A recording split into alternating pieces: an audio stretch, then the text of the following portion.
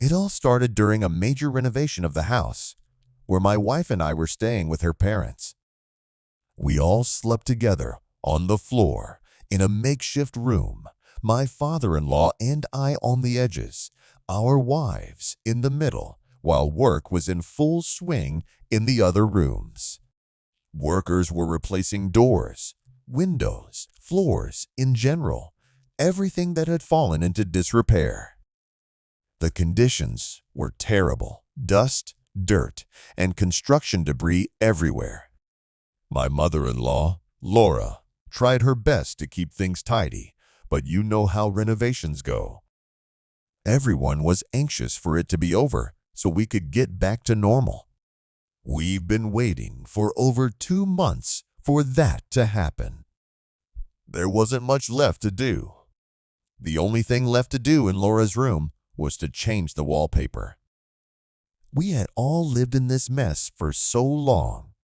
My father-in-law, Henry, and his wife, Laura, were having dinner when she asked him, "Can we wallpaper my room tonight?" Henry refused, saying he had work tomorrow. This led to a quarrel between them.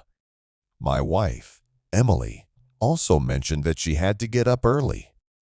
I was uncomfortable refusing, even though I had been helping the workers in our own room all day. Laura decided to mix the glue herself.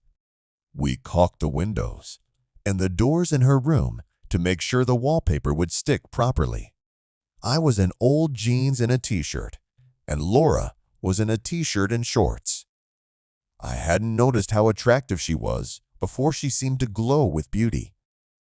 This night, however, I couldn't help but notice how graceful and feminine she smelled. It was hot in the room because everything was covered, and as we worked, jumping and bending over to get to different areas, we both sweated. If you've ever glued wallpaper, you know how tiring it is. By the time we finished one section, we were soaking wet. I ended up taking off my shirt to cool off and was left in just my pants, which were also damp with sweat. Laura was visibly tired too, but something about this moment felt right. I couldn't take my eyes off her, and an idea began to form in my head. We continued to glue the wallpaper, though my attention was far away from the task at hand. Eventually, Laura mentioned that her lower back was hurting, and we decided to switch positions.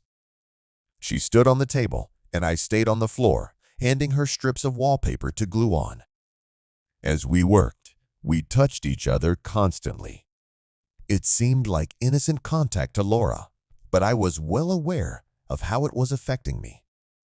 I hadn't had intimacy with my wife in a long time because of the renovations, and now I found myself drawn to Laura. At one point, when Laura bent over to pick up another strip of wallpaper, I couldn't hold back any longer. I leaned over and kissed her. Laura almost lost her balance, but I gently supported her and helped her to sit on the table. Everything that followed happened in a flurry of love. The construction debris, wallpaper, glue, all of that went to the background. After that, exhausted but satisfied, we went to bed, having agreed to behave as if nothing had happened and not to tell anyone about it. It was an unexpected, exciting experience, and it was all thanks to a renovation that I had first hated and now looked forward to. These days, Laura and I look forward to when Emily and Henry leave for work so we can take on the job with renewed vigor.